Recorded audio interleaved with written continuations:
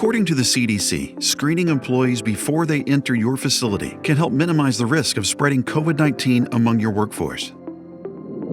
Here's what you need to know about protecting their health and safety while also minimizing legal risks. Though the CDC provides guidelines, it is up to you to determine the best way to screen your workforce. One of the easiest ways to keep your employees safe is with a virtual pre-screening. There, you can ask about symptoms and require those with them to stay home. For screenings on-site, daily in-person temperature checks are also recommended. You can prevent stigma and discrimination by making these screenings as private as possible. Employees need to know how to correctly use the temperature-taking devices you provide in order to avoid getting false results. To minimize exposure, employees who conduct on-site screenings should always wear the appropriate PPE.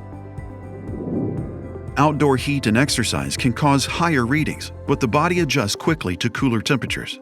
Simply wait 3 to 5 minutes and take an employee's temperature again to see if the first reading was artificially high.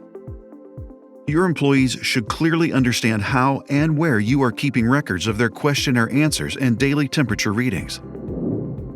You build trust and avoid confusion by having transparent and well-defined screening processes and protocols in place. Protecting your employees also means protecting their information, especially if you have more robust, comprehensive policies beyond temperature checks. The Equal Employment Opportunity Commission states that employers may ask employees only about symptoms typical to the pandemic virus. For COVID-19, these include fever, chills, cough, shortness of breath, or sore throat. All answers and readings must be kept as a confidential medical record in compliance with the Americans with Disabilities Act and HIPAA privacy laws.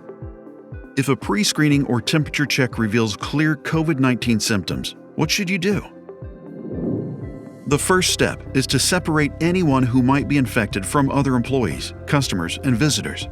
If the symptoms are mild, send your worker home.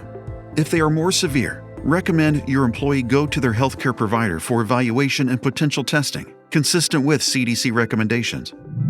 For more expert advice on how to screen your employees and safeguard their medical information, visit mscdirect.com/bettermro